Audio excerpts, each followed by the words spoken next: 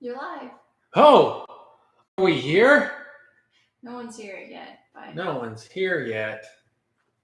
How can I see? Are you just looking? yeah, I see the chat and everything. Should we still record anything? Or? I mean, you can wait until someone arrives. I'll do a little Facebook. I told RJ to jump in. Oh, someone is here. Oh, who? I don't know. Welcome, whoever you are. First viewer D&D and 5. Hey, we're just going to be going over some cardboard stuff. And then you can post your questions as you like. We shall help you. Ashley, the other person who just had her video, shameless plug, and myself, more than happy to answer any questions after I kind of go over some cardboard stuff. I think we will just go ahead and get started.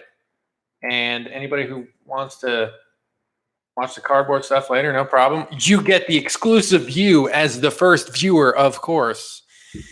So we'll dive into my weird kobold cardboard brain and get started.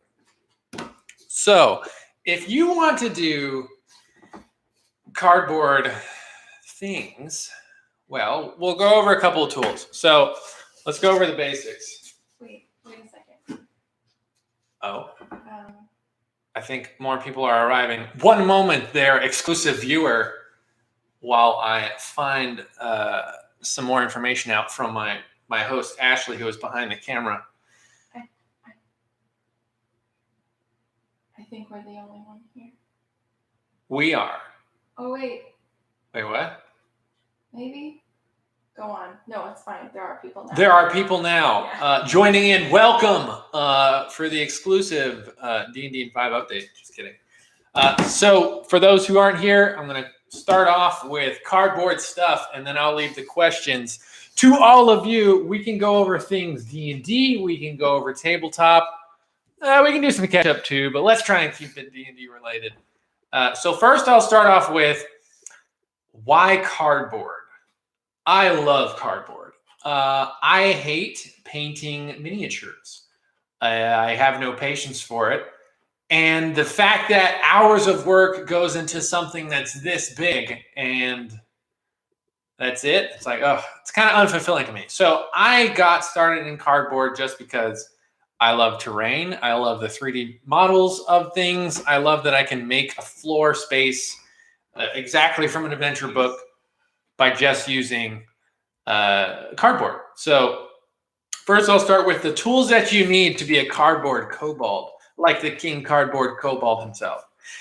First off, you need a ruler. You need a ruler. That's like a minimum, unless you have another straight edge and you've already labeled it. Just some means of measuring inches. Inches are what most people play with D&D. Inch is 5 feet or the equivalent of 10 feet, depending on your map. But you want a ruler with inches. Something that's see-through helps you see the cardboard underneath when you're cutting it. As you get a little bit more advanced and you want like nice 90-degree angles, I would suggest a square, even though it's a triangle. Go get yourself a square. It's, I got this for $3-4 from Home Depot. The ruler itself was super cheap. It was 99 cents. Easy peasy. You're going to need some nice scissors. Sometimes precise or round cuts are best made with scissors. We'll get to the knives later, but you'll want some scissors that'll help you make quick cuts to take apart boxes of cardboard, just kind of raw cuts, and then also round cuts. Then 2 different types of knives, which I suggest. Both of them X-Acto knives. One is a very small knife that you can pick up at your local hobby store, Hobby Lobby, maybe Joann's Fabrics. Walmart also has them. You can get replacements for these knives. They pop out really easy by unscrewing the back. So those are super nice. Those are really good for precision cuts. And then, of course, your classic X-Acto knife for any sort of, straight cuts, like I just need a block, boom, X-Acto knife. These are fantastic. They usually come with I got the Husky one from Home Depot. I think this thing was $4.26, and it came with a bunch of replacement knives, which cutting cardboard will dull your knives, so you'll want replacement knives with them. If you like making circular things, I would suggest getting a cheap little compass. This will help you, of course, make your circles like you're a Napoleon strategist, but nonetheless, you'll make circles. They'll be nicer than trying to make circles off of a cup or something else. If you can find a cup or some other circular device in your house and the thing is always 3 inches in diameter, then by all means use that. Pencil goes without saying, you need to make marks. Now, hot glue gun is going to be your bread and butter of gluing stuff together. Number one, hot glue gun sticks are super cheap. You can pick them up from just about anywhere, Walmart included. Walmart has everything. Number two, the super glue gun itself. I got a pretty cheap one. It doesn't do anything fancy. It's got like a little stand. It turns off and on with a button, even if I have it plugged in. But other than that, it's a glue gun, guys. It's nothing crazy. And glue sticks, crap ton of them. Obviously, make sure the same glue sticks fit the same glue gun. Had that problem before, so it's all right. We all make mistakes. Should we have music? I feel like we should have music. Maybe I'm wrong. It doesn't matter. All right. So, last but not least, probably, arguably, the most important tool, if you can afford it, if you're super, if you don't have a lot of money, or regardless, if you can find one, if you have a Hobby Lobby store nearby and you can purchase a sewing mat or like a crafting mat, this thing is gold. You can also get them at Walmart. Yeah, you can also get them at Walmart. Or Joann's Fabrics or Hobby Lobby. Hobby Lobby. Staples. Yeah. You're going to get to know a lot of your like office places or hobby places. The reason why, knives can't cut through it, number one. Number two, it's got all the labels on here for you. Number three, if you want to paint, you can also do that. So it's multi-purpose. This thing is fantastic. And that's why I suggest using a clear ruler so that you can actually line up the line and see where you're lining it up. It's really helpful. So that's kind of what I do. So you have all your tools, your scissors, your knives, your pencil. Don't use pen because that's kind of foolish. Hot glue gun with your glue sticks, your ruler, your square if you're feeling fancy, your compass if you're feeling fancy, and your sewing mat. With all of those things, you'll be in really good shape. And that pretty much takes us to a couple different types of things that you can build to really augment your game. Now, here's the thing. This isn't just for DMs. If you're a player, I haven't had this happen, but I think it would be really cool if I was a DM and my players provided maybe some terrain for the group. I know that there are a lot of groups that like to switch DMs, for DM fatigue, which, trust me, is a thing, especially if you're DMing every week. So players, you can also build stuff too. And it also just gets creative. You get ideas, all that stuff. So let's start with the more simpler of things. We're going to start with buildings. So you can build just about everything. But the more complex, obviously, the more time. So what I like to do is to reuse a lot of the stuff I have. So I'm just going to bring over a portion of what I have. So this is a building I crafted. It's actually modular, which is one of the big things. And it's play space. So someone is excited to see Vaskaroth. Someone's excited to see Vaskaroth. Don't worry, we're going to get there. Vaskaroth will make his appearance. So the reason why I like modular buildings, like let's say I have 2 of these. Holy crap, it's now 2 floors. This is fantastic. You can reuse them all the time.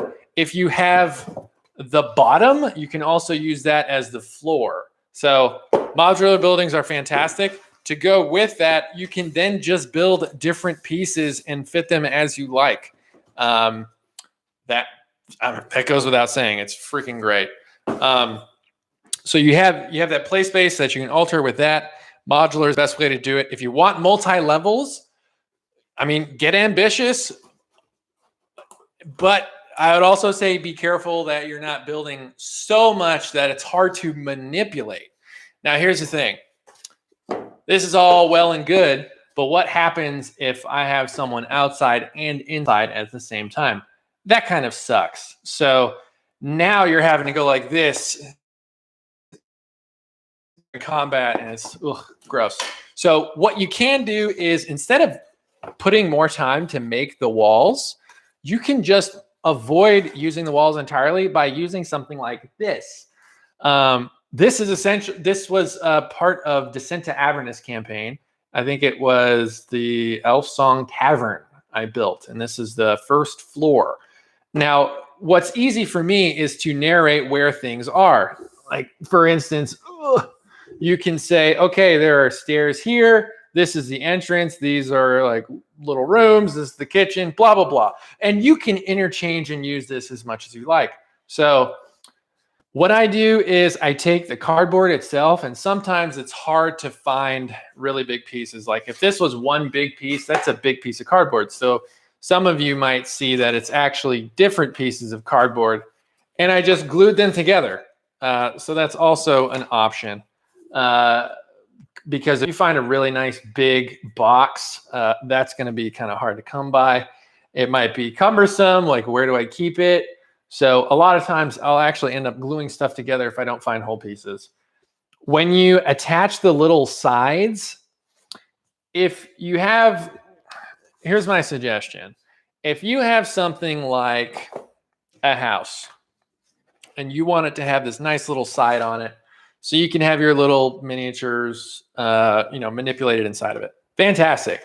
And when you put the other house inside of it, cool. Now it's modular. Awesome. So then you have more floors. If you have it too thin and wispy, it won't hold the house very well. It might be prone to slipping out. So what I would suggest is these are 1/2 inch. Sorry, I got a very ambitious motorcycle outside. So these are 1/2 inch tall, while these are 1/4 inch.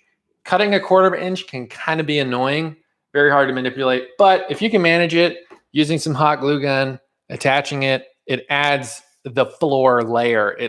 And the other thing is, babe, can you get me some minis? Just like 2. Of course. Sorry, thanks.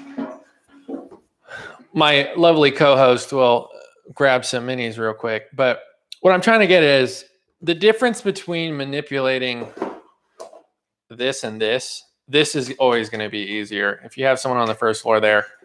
If you have a bunch of miniatures, and a bunch of, for the people who like to buy furniture and, all that crap, then this is going to be a lot easier to manipulate than it is going to be if you have like this guy here and then, someone under there. It kind of gets annoying. So all you got to do is you just make this floor, and you just make another floor and have it hover over the other one so players can still manipulate the battle space. Anyway, so that's talking about this a little bit. Love this. This actually worked out really well. This was 2 floors. It's a whole thing. It was fantastic. Okay, so terrain. There's all different types of terrain I suggest. I'm going to put out something that some of my players hate. It's some of my old players, actually.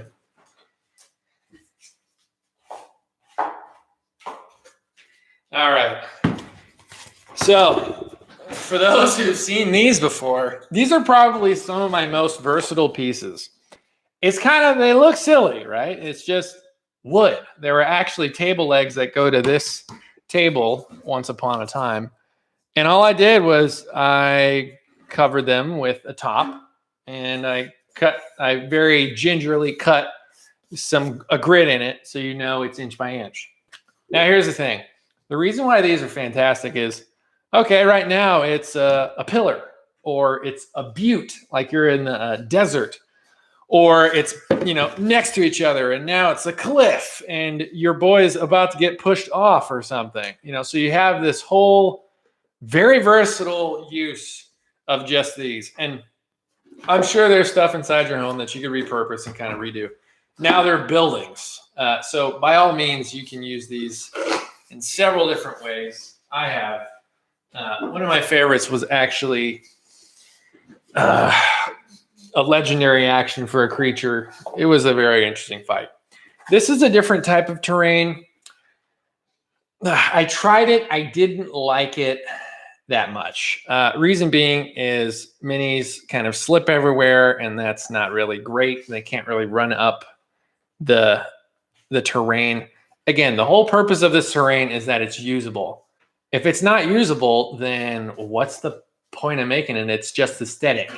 At that point, just role play it. You don't need to make a entire thing that's not usable. So would not buy again, like 4 out of 10, or rotten on Rotten Tomatoes, whatever you want to call it. Okay, so terrain. Though that was kind of mountainous. Topher, welcome to the Chanel. Almost done explaining some cardboard stuff. We're now on to terrain. This is probably one of my favorite things. Pretty easy to make. It's actually 2 pieces. This is a tree. Now, if you really want it to be manageable and portable, you don't have to put these little kind of holders there. But if you want it to be very neat where a player can climb into the tree, you essentially make it where the player is now hiding in the tree, or the enemy, or goblins. It's an ambush. Goblins, fantastic. They always hide in trees. It's always off the road in the tree. Goblins appear. Roll for initiative. So this is essentially 2 parts. And I mean, I just kind of freehanded it. That's why they have the scissors, right? You have to create a base, so of course it can stand, and then you create the indentations so they slide together. That was it. So nothing crazy there. Boom. We're talking 1 tree, and that was maybe 5 minutes tops. With hot glue gun setting and waiting, you only wait a couple seconds. So that was pretty great. So you got all the buildings, you got all that stuff. When it comes to making custom buildings, I would err on the side of... Your dad would like a template of the tree. A template of the tree. Noted. I will make a template of the tree. I'm going to write it down for you. I got requests over here. So that's, in case you're wondering, this is whiteboard, which is probably one of my favorite inventions. Template of tree. All right, great. I'll get that right out to you, Pops. All right, so you have the tree there.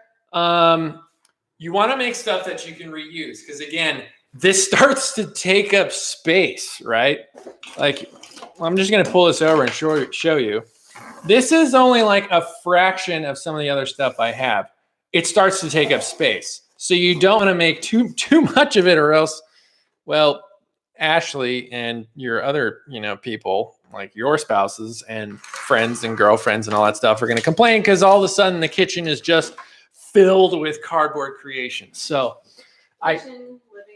kitchen, living room, office, all the stuff. But one of my favorite things is in D&D, there's always a boss room. There's always a place where the epic fight happens. Now, when that epic fight occurs, you want an epic platform. This was something I crafted actually as a request by a player. He unfortunately never ended up picking it up, so I kept it, and that's fine with me. It's, you can call it a ritual place. It can be an altar. It can be whatever you want. It can be standalone, where these are just stairs I made, and they go on any side. And it was, custom for this piece, but these stairs apply to, anything else, and I can scoot them over to another building. I would suggest having an altar. It's super sturdy. I didn't do anything crazy. All I did was just hot glue gun a lot of these pieces together. Do anything crazy. You say holding like an altar. Jake wants to know about the table. Talk about the table. Jake wants to know about the table. All right, Jake. Now that I'm, all right. So I'll take a break from cardboard for a second. Jake, the table. What do you want to know about the table? Can I get a template of your sweet table? Can you get a template of my sweet table? Talk about all the features. all the things you build into it. All the features of my table. Okay. For those of you who haven't played my home game, this is my table. In an effort not to move the camera too much because it was a pain to get it there, I'm just going to explain some of its basic features. Number one, each side has whiteboard. Wrong. Do yourself a favor. Take some notes. I've made it easy for you, so take some notes. If you ask the name of a character again, I'm going to lose my mind. So that's why I have this. It's also great for keeping track of spell slots and items and gold and health and whatever. So whiteboard is something that you can buy in one big piece, and then I just cut it up to fit on the sides. A lot of this wood isn't high quality. It's it's either pine or like plywood. It's nothing great. But what I did here underneath this is just pegboard. And worst case scenario, if I'm like super not prepared or I'm just dying to like test something out, it's inches. Pegboard is by the inches. So this will always be a mat, even if it's an emergency mat where all of a sudden the players want to attack the bartender or they're caught behind an alley. You can, use, speaking of alleys, you can just use these two buildings. Oh no, there's an assassin on the building. Yeah, I love these. Okay. So going back to my table, that's the pegboard. We talked about the dry erase board. There's a specific there's a specific DM's corner, which is mine. Essentially, I cut out some of the whiteboard so it fits my DM screen perfectly. So that's kind of neat. And it's got like a little extra lip. And then in every corner, I added dice boxes for everyone. If you stack your dice, don't sit at my table. I won't like you. But dice boxes for rolling because everybody wants to see your roll so we can all participate in the awesomeness. So don't hide your roll and don't roll dice that are this big that nobody else can read. Okay. Where there's black, there's just felt. That's for, putting pencils or wingdings or I don't know, whatever. Most people bring snacks over and it's totally fine. Snacks clear off. The whiteboard's super easy. So sometimes coasters and people put their drinks down there. Other than that, the table does fold in half. So that's why I see a crease right here and it fits conveniently in the back of my car. Sorry, Topher, your little mini. There you go. Okay. Yeah, so that's why. That's pretty much the table. Does that hopefully that answer your question, Jake? If it doesn't, let me know. If there's, I got that you want the schematics of it, so I'll have those out to you. All right, we're gonna keep trucking along with the. Oh, okay. Sorry, I thought she was looking at me with something. We're gonna keep trucking along with cardboard. We're at 20 minutes. So I've talked a lot about buildings, but creatures is where some of the real fun comes. So my first creature made of cardboard that made fun of me is this super crappy Hydra I made for a session I did. Now here's the thing. As you evolve in kind of some of your techniques and as you want to spend more time doing it, because that's the big thing. Can you do this in an hour? Absolutely. There is no 3D aspect to the heads. I cut them out separately. They are just leveled out in the center. I mean, look at these fingers. It's like a kindergartner. There's not a lot of detail to this thing. That's totally fine. But does it do the trick? Pedro's here. Hello, Pedro. Welcome to the channel. It does the trick, guys. So that's all you need. You need a placemat. Some people use, and again, you don't have to, you can use coins and all that crap. But if you want to add a little bit more personal flair to your table, that's why I started creating. So this was kind of one of my first gen. This was my first gen cardboard creature. It worked well. The Hydra was crazy. You can also, if you're into origami, you can also do that. I mean, this was actually a spell scroll that was alive, and it was really cool because it was like a little paper drake, and it ended up unfolding itself and becoming a new creature. But as far as origami goes, it didn't take too long. I just looked up some stuff on YouTube, and then all of a sudden, boom, dragon. So that was pretty sweet. You can do that. As you grow in power, my minions, you can then upgrade to probably some of my players' favorite miniature. This was my version of Yanogu. I see him as a gigantic, mean guy, for a lack of profanity. Here's the thing about him. Essentially, instead of, since I wanted to make everything 3D, very polygon, I always start with the center. You always want to start with the center and then work your way out. So I started with kind of this barrel-chested piece right here, this chest, and then I worked my way out. I think I did the arms first, and then the legs, and then the head. The hands are really cool. The hands, oh yeah. So I'll show you a hand that'll help understand how I did these hands in just a second.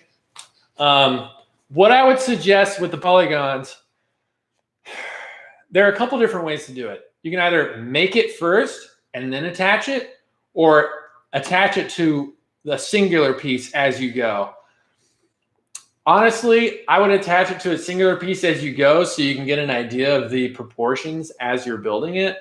If you make both arms separately and then attach them, you could be sorely disappointed at your result and then realize that he looks a little bit off. So I would start with the centerpiece, work your way out, just be patient with it. I mean, this guy took me, what was that, like a week?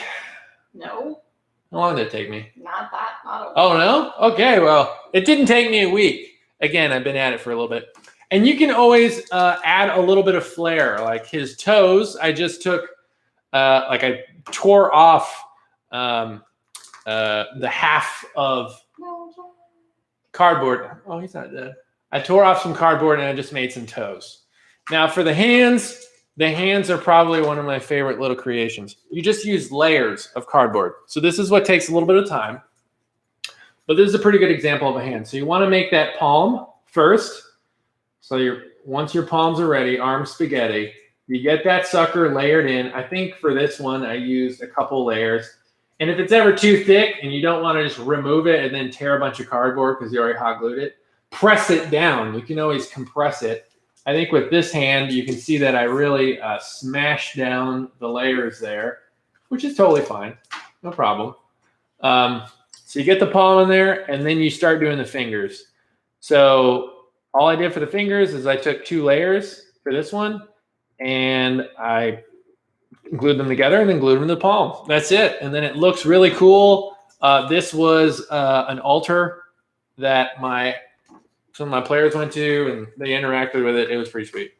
So that's something you can do for hands.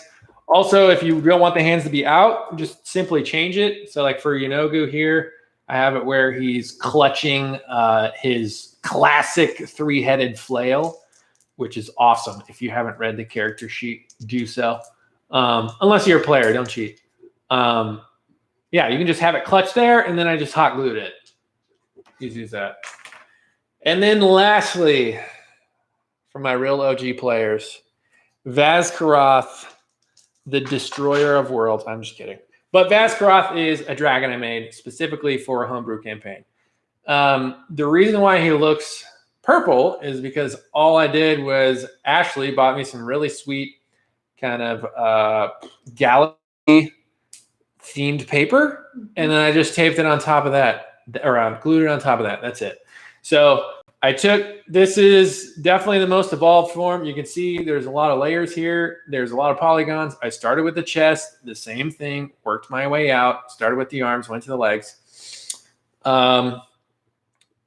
If you cut as you go, don't be afraid to pull it off. If you hot glue something and you keep it there, the hot glue just pulls off the cardboard. You just got to be a little bit, careful with it, but you can usually pull off your mistakes easily And then, yeah, that was it. So same concept with the hands and the fingers, polygons with the rest of the body.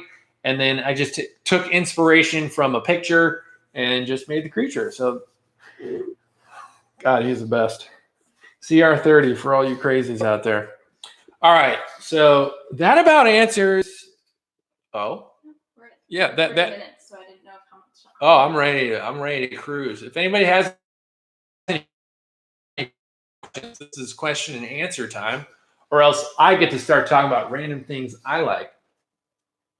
What? All right, No, just the building of the polygons. People are interested in how the like. Oh, how to do it. Yeah. Okay.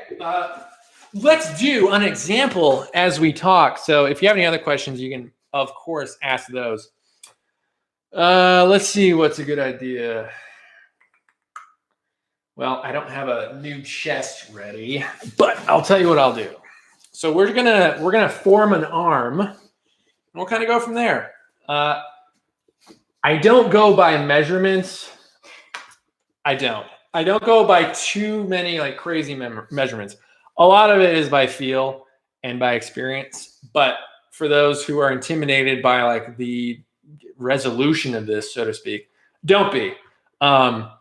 Start off with a base and then kind of work your way up. Players will understand that this is a huge creature. Like they'll understand if it's a huge creature, if it takes up so many squares. They'll understand if it's gargantuan, if it takes up more squares. And so that's why I have the base to keep it a little bit more, gamey, a little bit more game centric, so people aren't freaking out. All right, so back to the polygons here.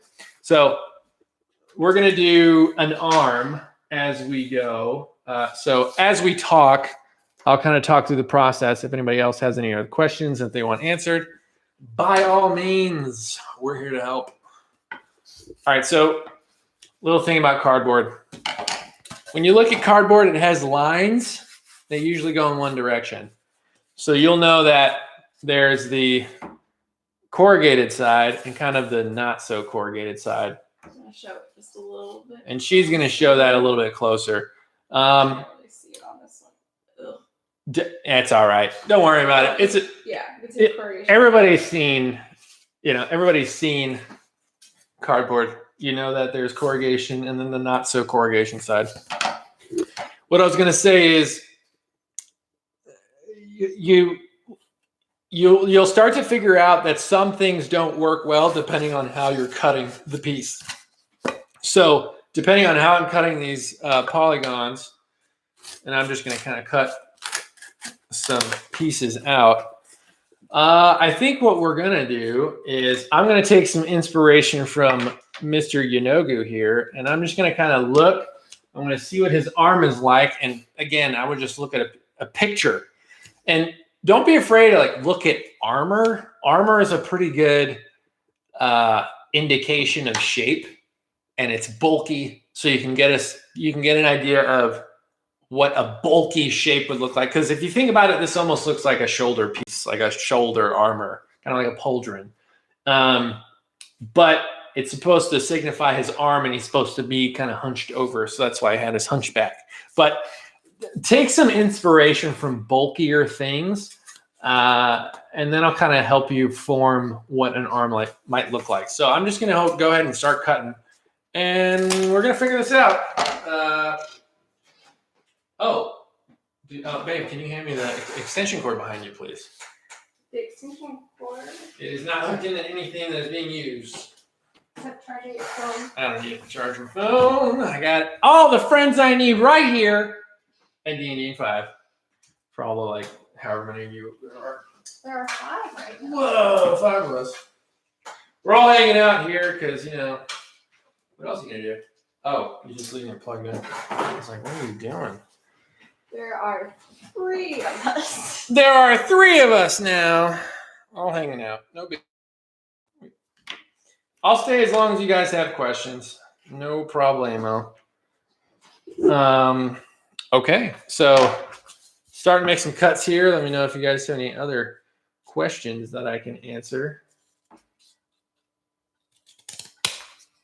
This is kind of the quiet part.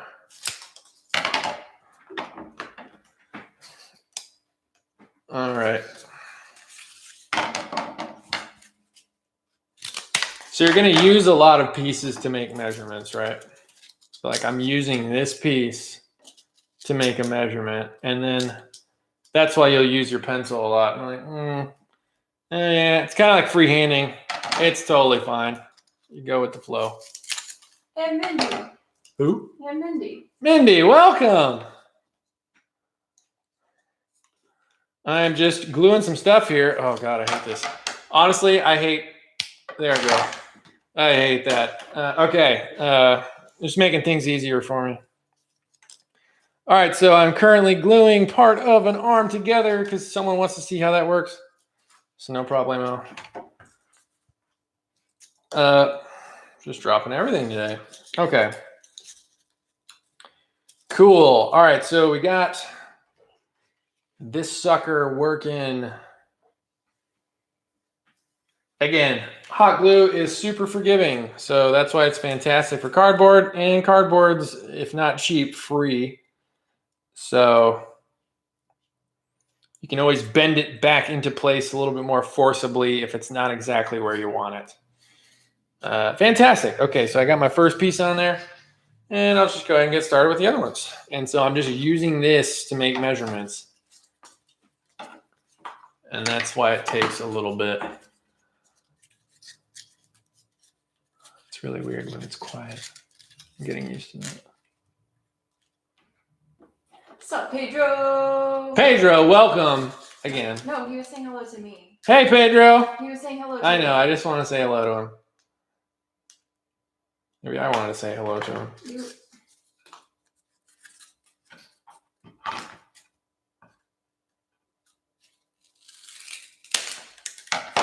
All right. Let's see what we got.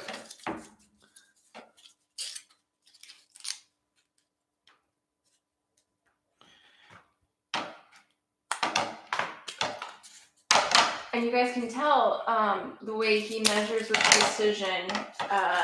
And no, I'm doing some Making jokes. I'm making some jokes. Can I not make? You can make jokes about me. Of course you can. It's the easiest thing to do. I am not marking with precision. I will not lie. But it ends up turning out all right usually. You don't want to go too hot glue crazy, because then you're looking, it looks really weird and there's hot glue spilling over everywhere. But again, you can always pull it off if there's too much. I don't know if there's a Sean Robertson in the channel, but if there is, welcome, fine sir. I hope you and your family are well. Cut was a little bit burned. We're just gonna. All right, much better. Okay, so we're getting there. We're getting a little polygon. Some of you guys might be able to see that come into shape. Whoops. Okay, great. All right.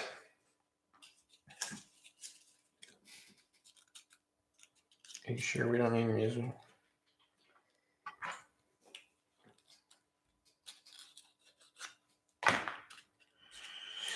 All right.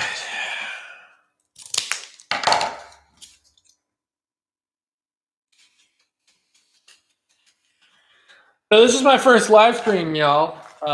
This is definitely a different thing for me. So I'm getting used to sitting in the quiet before Ashley tells me we have questions. But we're super happy to have you all. Just want to point that out there, that y'all are awesome. And that we're happy to have you.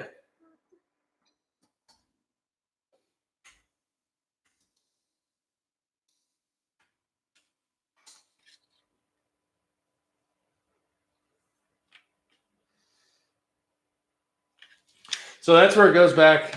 You know, maybe I'll just be quiet until there's a question. How about that? I mean, you can talk through your method. Do I? I was just going to talk about how if you attach glue to a non-corrugated side, it usually gets stuck within the cardboard, and it may not stick well to the place that you're applying. So, all right. Got a general shape. Have an idea. All right. This is going to be kind of a different looking arm.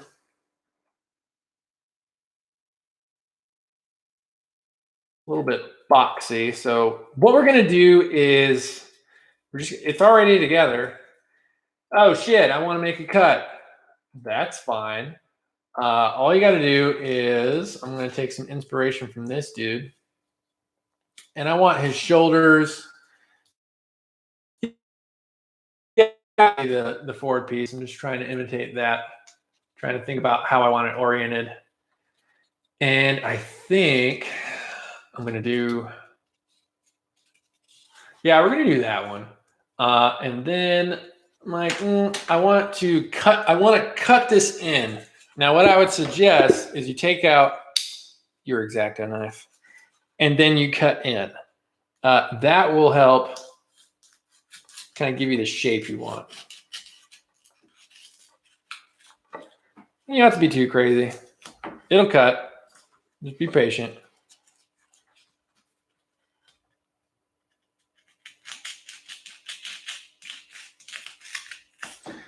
Promise me this is not an ASMR video if you can hear the cardboard really well.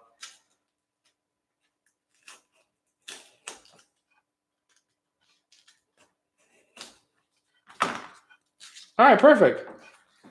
I mean, they won't even see that side, so all I got to do now is just cover it up. And this is why we have scissors, for those raw cuts. A little bit easier to move around the battle space. Oh my God, what are you watching? Sorry, they're gonna do a live stream where Matt Mercer talks about Wildmount, and so I was just gonna also watch that. Hey guys, in case you're interested in what my co-host is doing, she's watching a more important live stream. Feel free to leave a comment about how she's the worst. Jesus. Sorry. I've been betrayed. Matt Mercer is better than I, so he's getting more attention.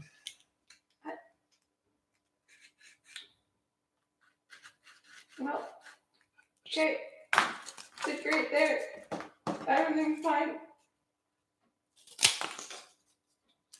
Are there any questions in the chat? There Are 0 people in? No, there are still. The people who are here are still here. Thank you, people who are still here. Yeah. We appreciate you. I measured it somehow. Oh, there it is. Maybe? I don't know.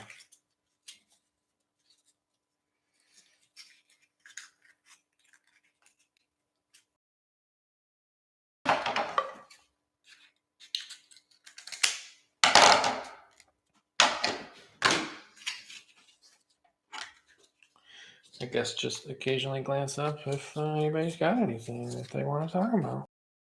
I know RJ, I don't know if he's in the channel, but he had some questions. RJ is not here.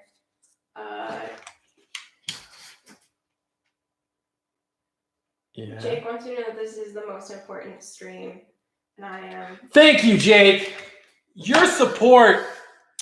If I could give you a gold star, I would, truly.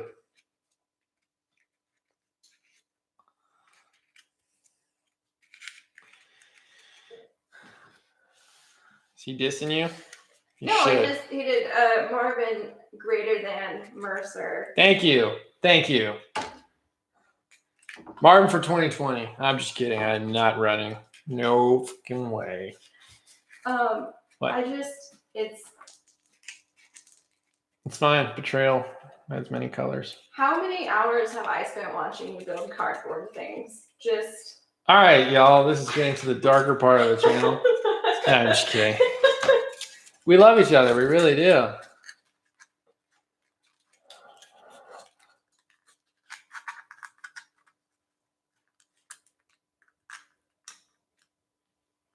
Oh, we have more people.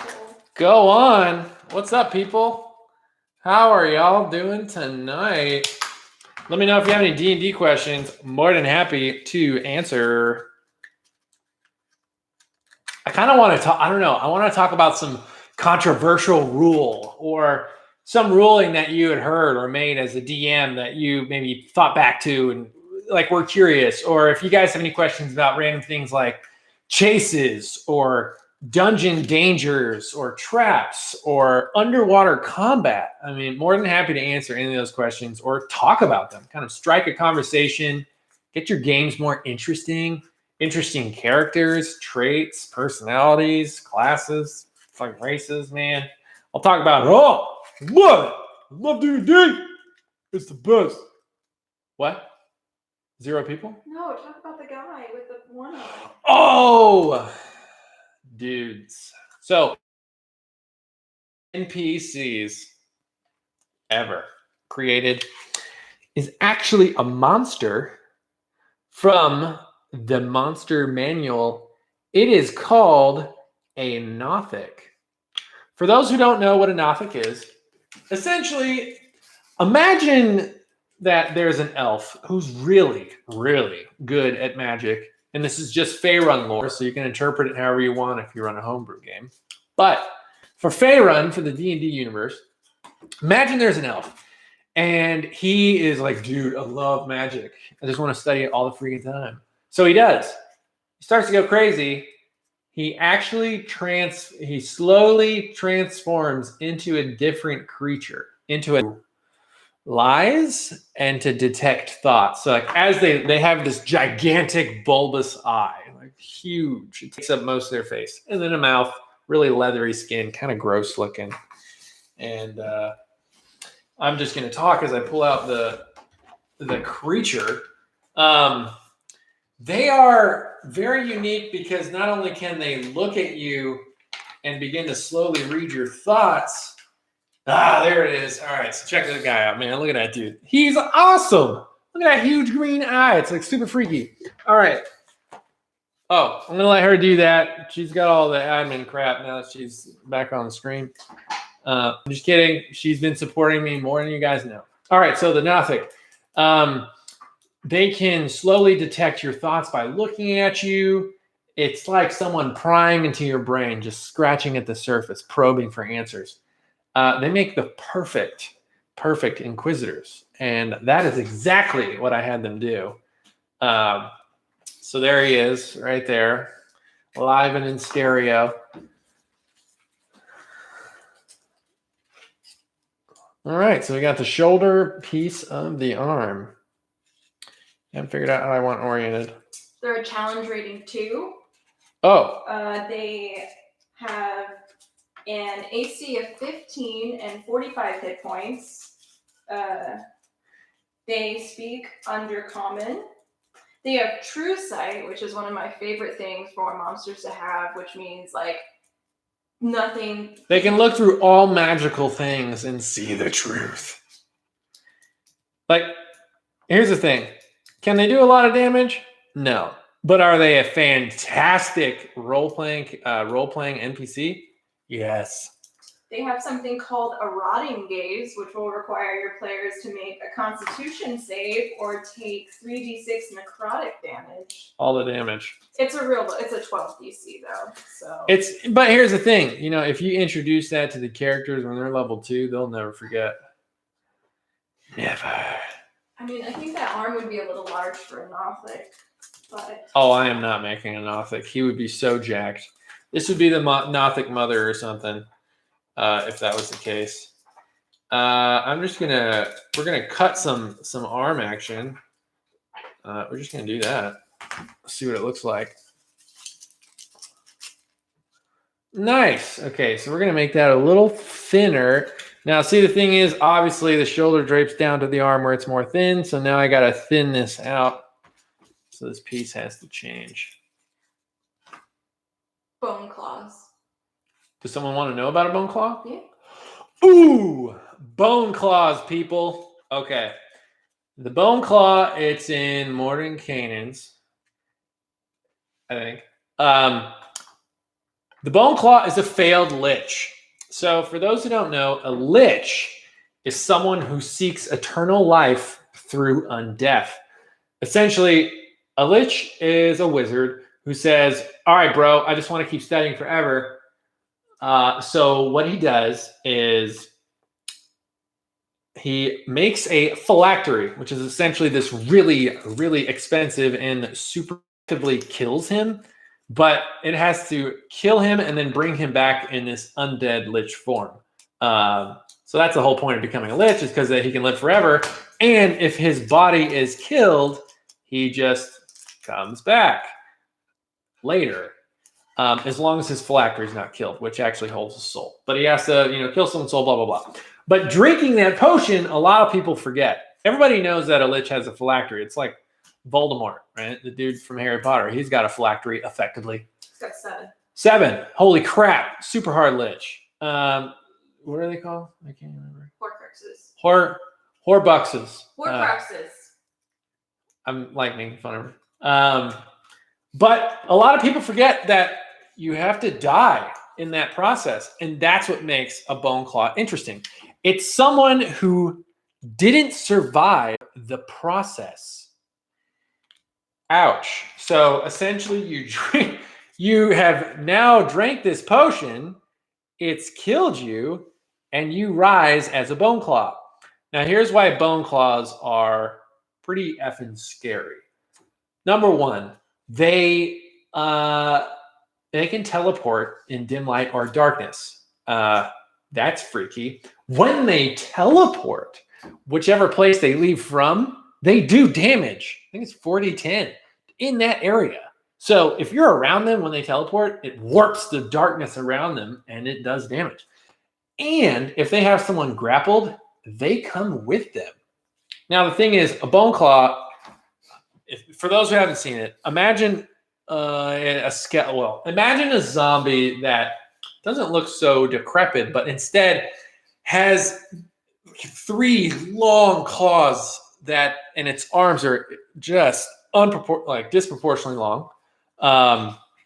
That sucker has a 15-foot reach. Here's why that's bad. As soon as you enter his reach, he gets a free attack against you, which means if you're a melee character and you're trying to run in on this bone claw, you're trying to run in this bone claw and you're the first one in combat, and so he still has his reaction. Guess what? If he swipes you and hits you, you're now grappled, so you can't move. And then the next turn, he's going to teleport. Dude, it's painful experience if you're fighting a bone claw. They have a lot of reach. They typically look for a master. So they actually, as long as their master is alive, like let's say another lich that took them in, they come back. They just come back. So what's super annoying about this bone claw is that you could kill them and then the lich survives because maybe he escapes or something. And then you find yourself fighting the exact same bone claw because he comes back, I think, 1d10 days later or something like that, which is pretty fast.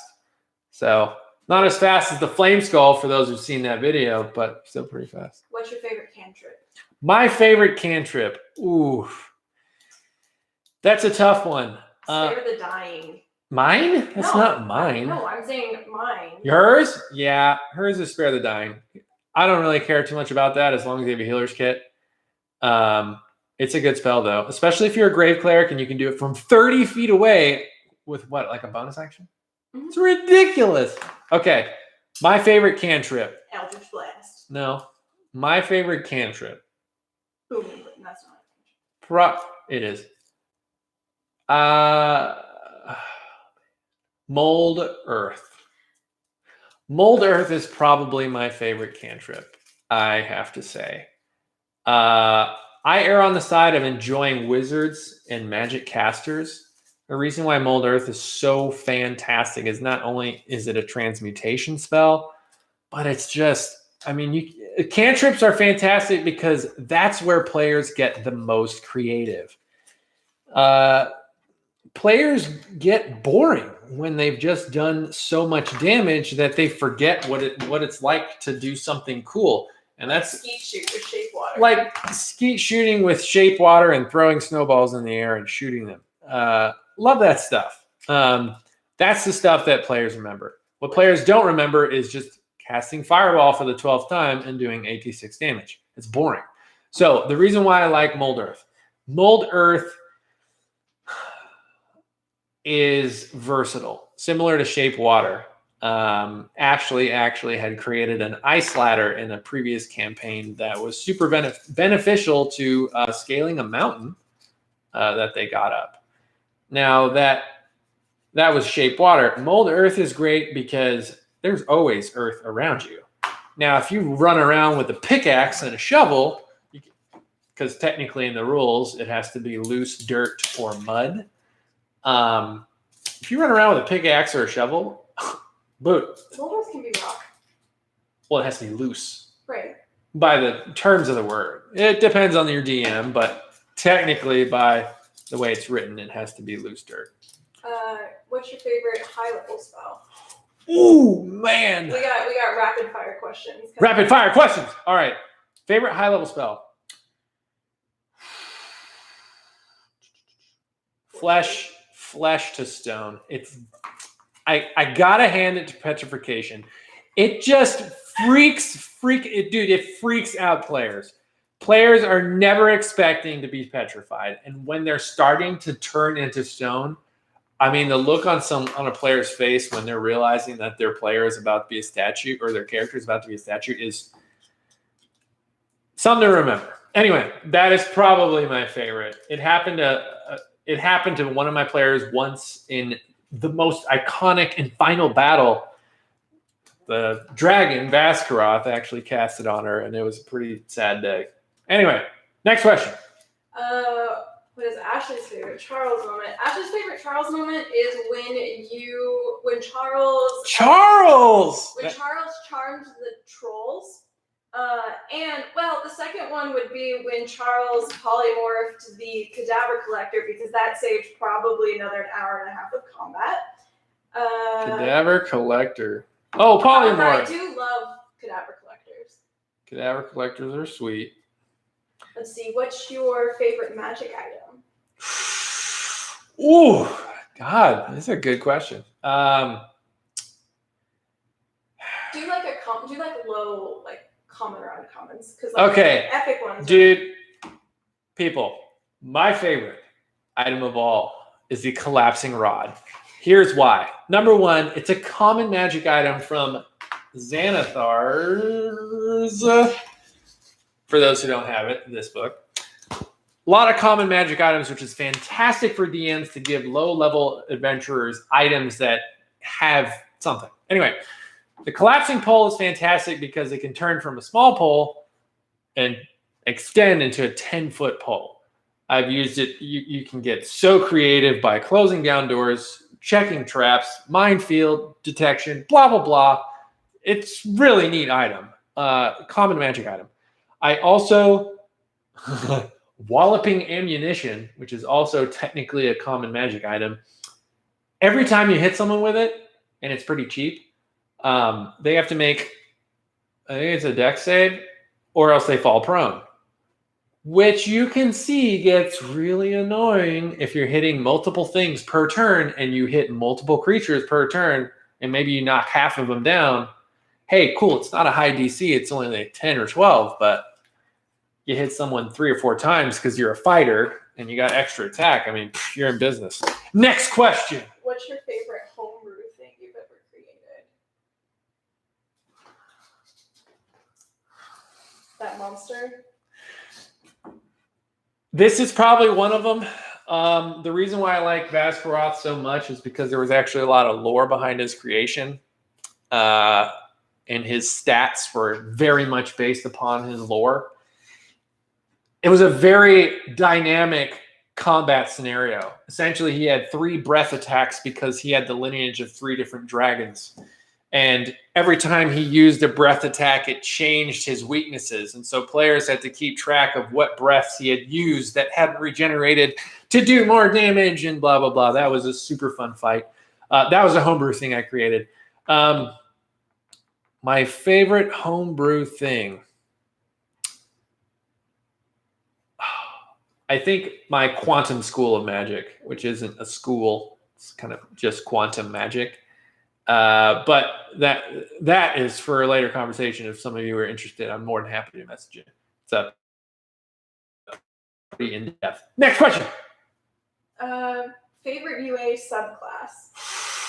Ooh, another good one. I'll tell you what, it's not. It is not Way of the Astral Self for the monk because it's not very good. Monks already get magical damage when they're level 6 or 7. Their fists become effectively empowered with ki, and so it does magical damage for overcoming resistance, which is awesome. But the Way of the Astral Self doesn't really do much. Oh man, favorite UA subclass. Let me think. The Twilight Ranger is pretty cool. I enjoy that. The Twilight Ranger? Or what was it? The Ranger of Twilight or something? Feywild or something? Oh no, the Feywarden. The Feywarden Ranger is pretty sweet. Super excited for that one. Super cool. The What was Psionic Rogue. I really like the Soul Knife Rogue or Soul Blade Rogue. That was really cool because it's a rogue that's not an arcane trickster. It's a rogue that has power of the mind, different than a mastermind, which is just pure intellect. This one is like psionic power, which is similar to like a mind flayer, psionics. Anyway. You bonus action can summon 2 daggers, so then your action for that turn is to throw your dagger, and then next, like you instead of throwing your dagger and losing your daggers, your bonus action is just to keep generating daggers that do d6s. So you never run out of daggers to throw. Which is really, really cool. Ooh, the Circle of Twilight Druid is really good. And the new it's not a subclass for the Clockwork Soul or something. It's not a subclass for the Warlock, but the Pact of the Talisman. Pact of the Talisman, I like too. It's really cool. It's a completely different way to play a Warlock, which I think is really, really interesting. Most Warlocks, not gonna lie, play greedy. Okay, calm down.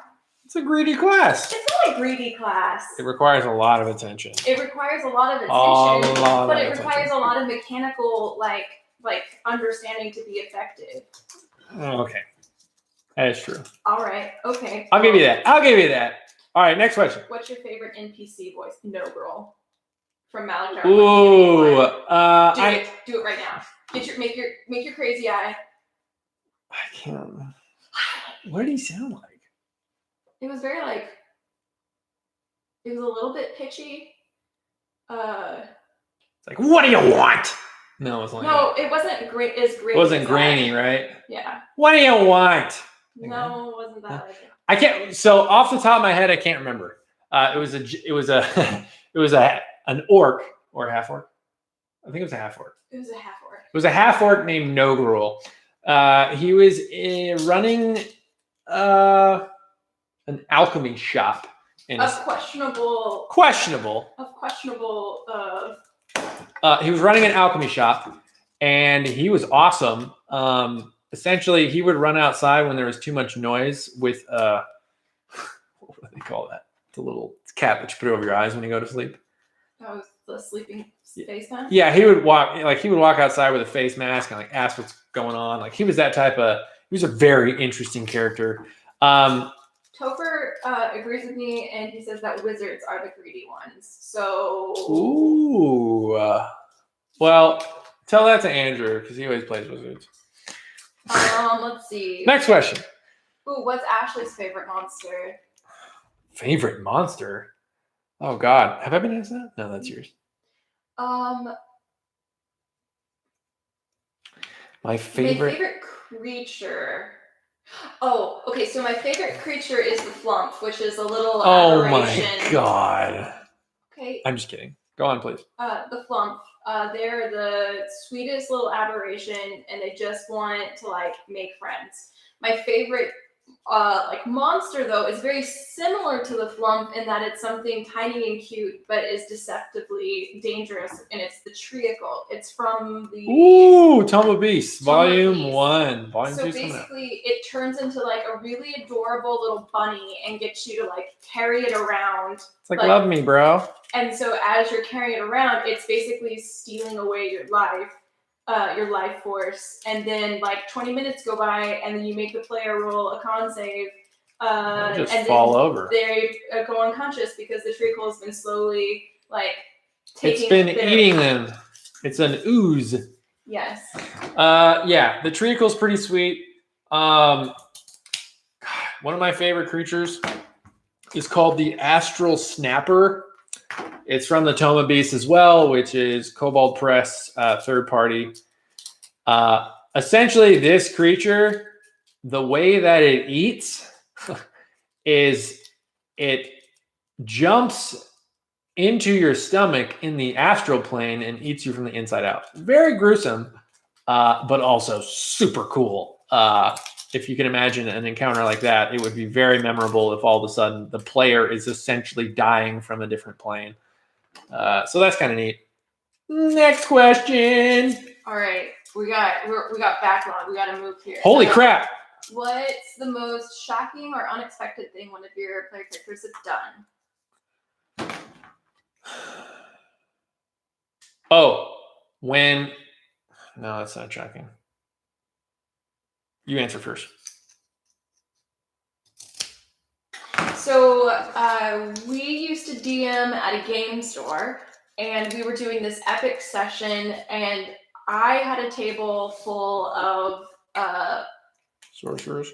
4 barbarians and a fighter, I believe. I'm pretty sure they were all martial class. And we were doing kind of like this, like, we were in an epic battle against some mind flayers.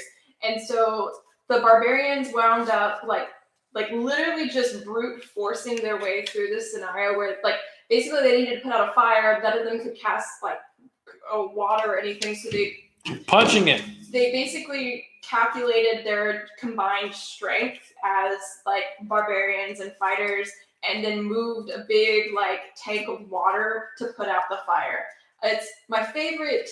It's the most unexpected thing because it was just so like out of the box to see a bunch of people like do the math on their like max strength and like calculate how much water would weigh, like the weight per cubic foot of water. It was logistically it was the most shocking, but it was also the most fun. Man, most shocking thing that wasn't shocking though. I don't know. Was shocking. All right, so I had a case where they were mutinying in a town. The Duke had retreated back to his manor. He had went to the top floor on his balcony and jumped off to kill himself. And my OG player, Josh, also known as the Calderan Merchant, Yaron Flintsfire, had cast Featherfall on him to save him. That was probably the best ever. Next question. Next question. What is your favorite Battle Master maneuver? Ooh. Either Commander Strike or Riposte. Riposte is fantastic. Man, that's tough. There is another one. Fighter. Hold on. All right, Battle Master. Common superiority. Know your enemy. I like Commander Strike. I like Distracting Strike. Rally's pretty good if you have a solid charisma. Are you just reading all of them? No, I'm reading the ones that I like. What are you doing? Trying to make fun of me?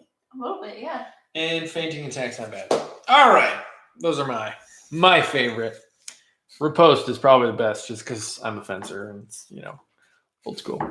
What is your favorite PC for each class? Like, can you explain the question? What was it? What was the question? Favorite PC for each class. Let's see, like favorite players of each class.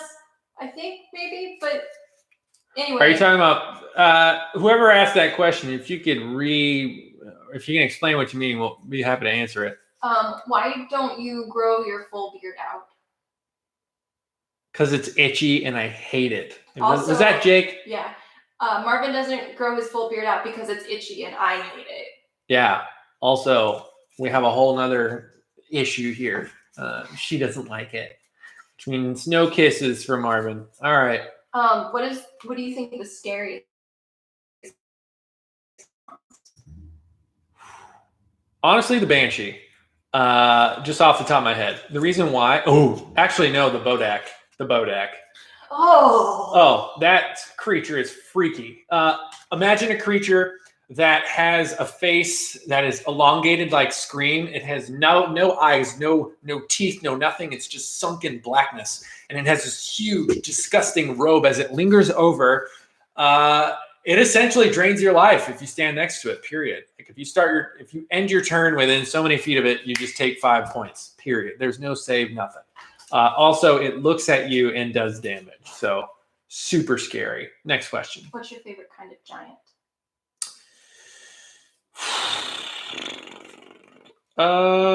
Favorite kind of giant.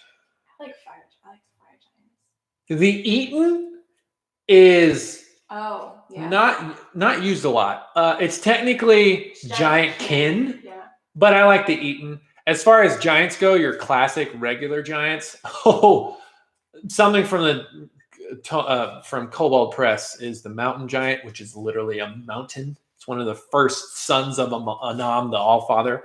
But as far as the regular giants go, I would say the Fire Giant. I think the Fire Giant is probably my favorite. Okay, your favorite character played in each class. Ooh, this is you have to play favorites. Favorite bard, barbarian, wizard, paladin.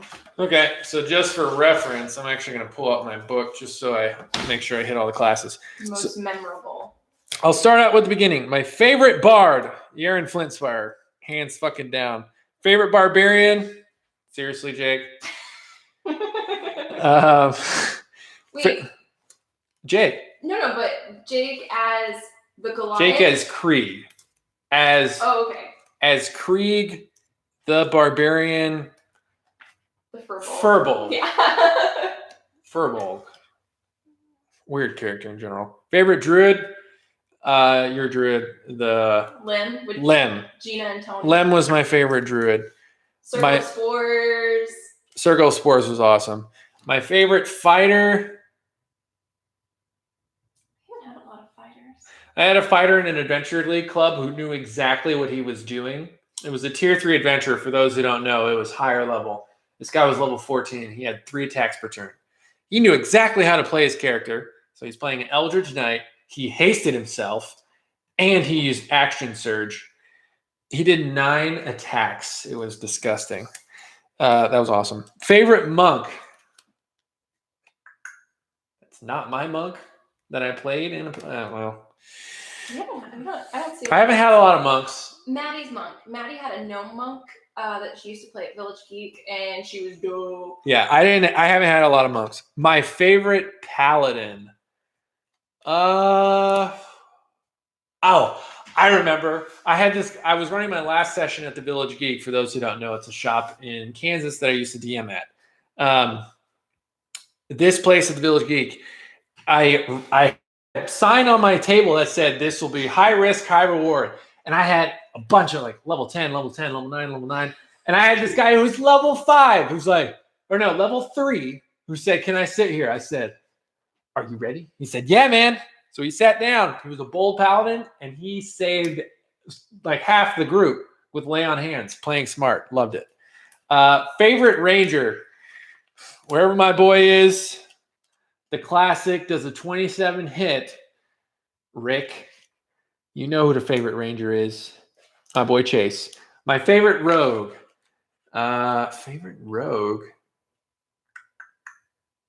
Tough question. I haven't had many rogues, but of the rogues I did have, Trevor's rogue, a Warforged Arcane Trickster was pretty memorable. Favorite sorcerer, haven't had many. I did have one who was quickly reminded of the mortality of his character when he showed up at my last table when I was at the Village Geek and said, "Oh, I'm not worried. I just sit in the back." Yeah, that lasted all 5 minutes. Favorite warlock, definitely your character. That was pretty dope. Elian, that was good. That was just really good story. That was for my homebrew world. Alien for the Archfey or Alien for Alien for Malachar? Malachar. And then Great my old one. favorite wizard. Andrew, you take my favorite wizard spot. That's pretty good. Pretty damn good. All right, those are all my classes. Sorry, that took a while. What's your favorite class to play? Ooh, I honestly, guys, I don't play very often. I started DMing, and that's pretty much all I've done. I played very little. But of all the classes I enjoy playing, I think I have to say wizard. I played a necromancer, and that was hilarious. But I felt like I was kind of DMing because I had my own whiteboard just to track all of their attacks and damage rolls. But I did. It was 24 skeletons, level 7, level 8, I think, level 8 wizard, and it was freaking bonkers. Portable holes, man. Let's just say I did. I asked when someone asked me how much damage, I said 156, and he goes, "Why do I even DM?" And I thought it was fun. Anyway. My favorite class is a warlock. I love playing warlocks. I love how versatile and like customizable they are because you get to choose your patron, your pact, and your invocations, and your major arcana once you're high enough level.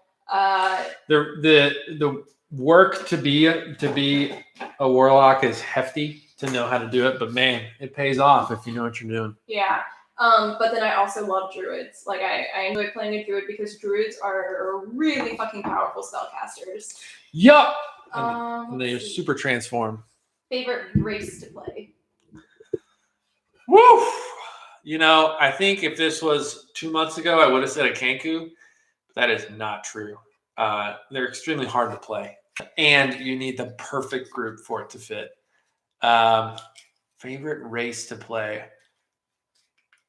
Honestly, I really enjoyed the Triton. The reason why is they're essentially these dudes who just don't realize that nobody cares about the world down under. And all of their problems with facing Krakens and Deep Scions and Dragon Turtles and all these things, nobody gives a crap about. So Tritons show up and they're all prideful about the Triton race, and everybody's like, who the fuck are you? That's probably my favorite. So role-playing, I did a Triton Paladin and the Cowardly Knight. He was pretty great.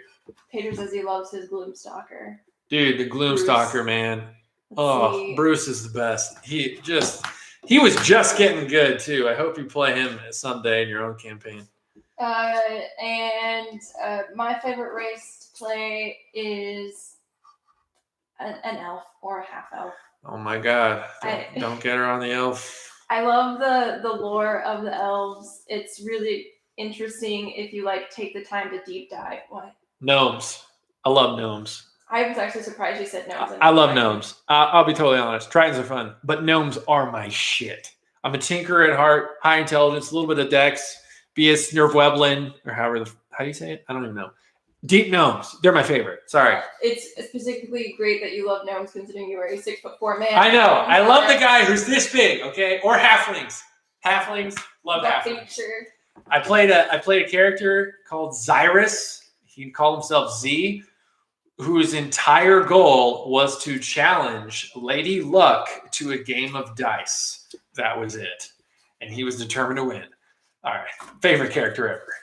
Best player character death scene. Dark. Oof, we're getting dark. Best character death.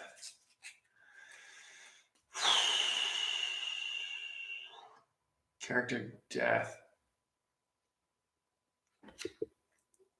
Okay, I have one that's ended up with that person getting resurrected and the other one with not. So first I'll start with the not one, and then I'll do the kind of cool one that was actually really wicked cool that happened at a store. First character death. It was gruesome. My Goliath named Krieg was being hunted by an archfey who had sent an assassin to kill him. In the Tome of Beasts, there is a creature called the Fearsmith, or the Fiardashe. He is the worst. Deadly. Similar to a Nothic, except instead of an eye and a mouth, below, it's an eye and a mouth that open is essentially the eyelid. It's disgusting to look at.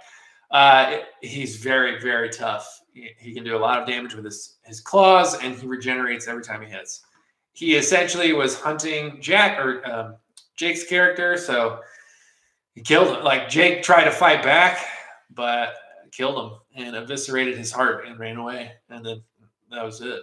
So it was pretty bad. But one of the coolest character deaths was the same sorcerer who was talking mad smack about being invincible. Well, they were fighting an ancient white dragon. In her lair, nonetheless, icy floor, perches all across the place. White dragons aren't dumb. Their intelligence isn't high, but they play smart.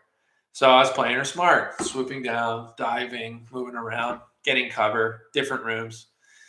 So she isolated the sorcerer who was in the back and just swiped at her 3 times. Sorcerer went down. Then she used a legendary action to flap her wings. And in case you don't know, I rolled death saves for DMs. I suggest doing this.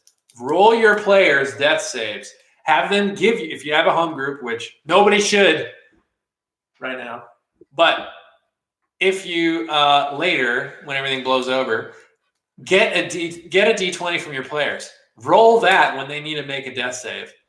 It will be scary. Now they don't know if their character is already dead after 2 death saves, maybe a 1 and a 3 or something. It's terrifying. And then nobody can metagame because you don't know if that person's already alive or dead. You can use a cure wounds, then it does nothing, and your turn's wasted. So what happened was beat the wings, flew away. I had been rolling behind the table. He failed. The character was dead.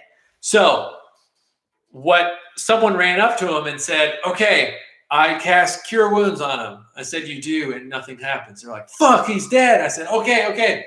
So 2 players got really smart. The wizard says, so the next turn was a cleric who says, I'm going to hold my action to cast Revivify, and I know what my wizard's about to do. It's like, okay.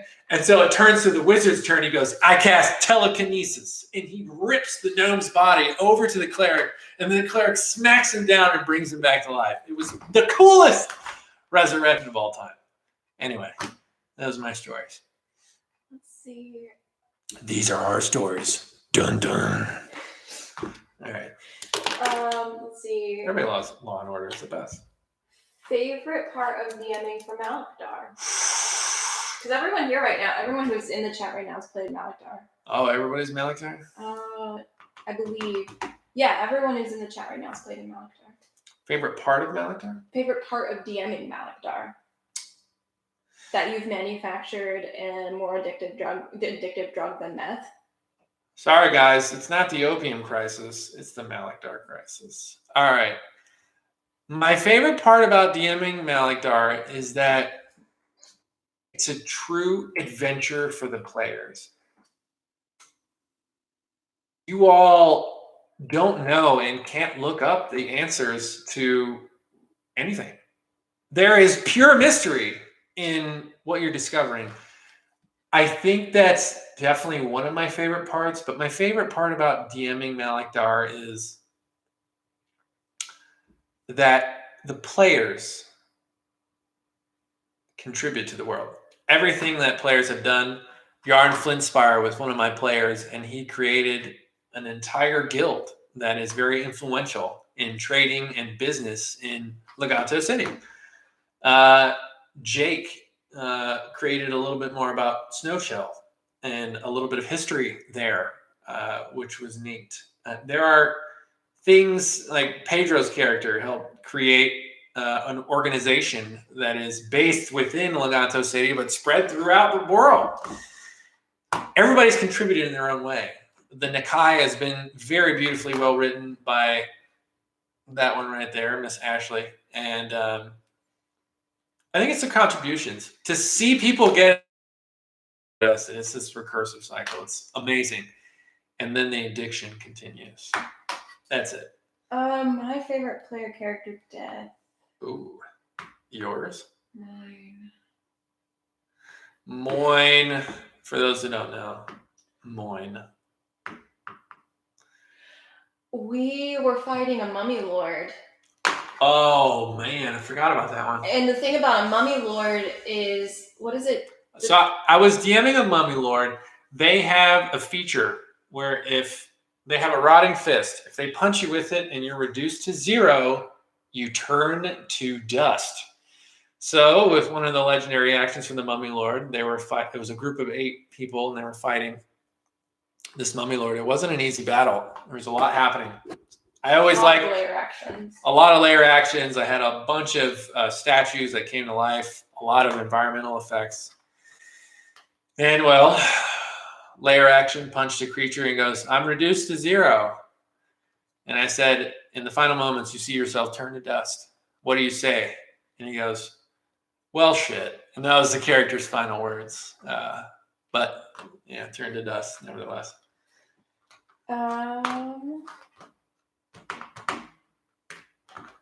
Favorite Mighty Nine character? Do you have one? Hold on. Favorite Mighty Nine character. After that stunt Jester pulled, she's still not my favorite. Just because she's really distracting and I don't know. Not a huge fan of it. But Marvin's just never Laura Bailey for is stealing a is- broom, even I have though not. I think I have it's not. iconic. She's I have iconic. No, she is whatever. You're a stupid bear. Everything. All right, my favorite Mighty Nine character. Hold on, what do you think? So you got Bo, Travis Willingham playing the orc. Not the brave. Not the brave. Number 1, a play on words, amazing. Number 2, her backstory is quite good, and Sam Riegel is one of my favorite role players. Like, that's why I love Scanlan, who is really the OG of the first season. And Not is the exact same. She makes a lot of smart decisions despite trying to role play that she's an alcoholic and dealing with the loss of her family. She's amazing, dude. Like the fact that they were fighting a manticore. Everything was going wrong. Players were about to go down. So she distracts the manticore by running over to the manticore's baby and just like pulling out a short sword, yelling at the manticore and stabbing it. And it was awesome. Probably one of my most favorite moments of when I did watch the show, because it just showed that Sam Riegel plays smart and can imbue that into his characters. Genius. Anyway, favorite character, not the brave. As a goblin. Caleb. My favorite is Caleb. Good backstory. I'll give you that. Next question. Let's see. Where are we? When is the next Discord session? Like this? Probably the 13 people. I don't know if we'll be able to do another 13. We're probably going to reduce it. Look, guys, for whoever was there, I'm sorry for the quality of session that we could provide. It was really just a cool hangout session with a bunch of people that we liked. Checking in on you, but if that's Dan, is that Dan? Jake. Next session, we'll find a good time to get Charles in to kill a lich. Excuse me. See, and yeah, no, Jake, we will for sure play once we get if whenever we can like exist in a place that's not COVID. If you do something online, literally we have nothing to do, so we will. I play a lot of zombies, and that's about it. The zombie slayer. Favorite background, and then we're gonna wrap it up because Jake's battery's dying. Failed Merchant from Acquisitions Incorporated. It's hilarious. Celebrity Scion is also you're essentially the son of or a daughter of a famous adventurer, and you're trying to walk in their shoes, and it's been really annoying your entire life. Hilarious. Take a look at Acquisitions Incorporated if you want a little bit more humor in your life. Like, for instance, Gym Magic. Like, they have a lot of really cool spells. They have a couple of cool spells in there. But I think Failed Merchant is probably one of my favorites. Or Adventurers, or Son of an Adventurer, whatever. Of course, Charles can still play Jake. My favorite background is probably Acolyte. are always are you get a Or guild merchant. Yeah. Because if you're a guild merchant, not only do you get 2 professions or proficiencies and tools, but you also get a guild that you're a part of. So that's some really cool storyline benefits. Anyway. Oh, dude, how would you homebrew COVID-19? Oh, you want to know? No. Okay, here's the thing. I don't want to talk about this too much, but what I will say is diseases and sicknesses and curses are really cool in D&D.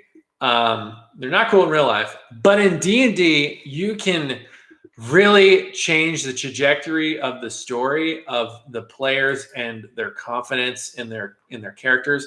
If they have a virus, if they get sick and they get a disease, or they have curse, and then story, if one of them picks up a sword and then all of a sudden they're cursed to hear just nightmarish thoughts every day until they finally find a way to break the curse. I mean, that's a story within itself.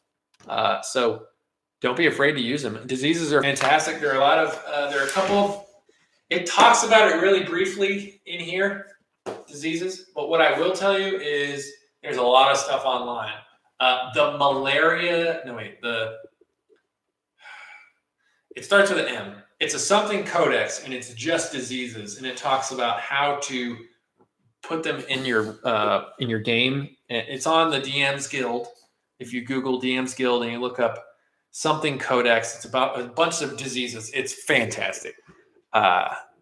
Really good for the story. I've used a few of them. Really cool.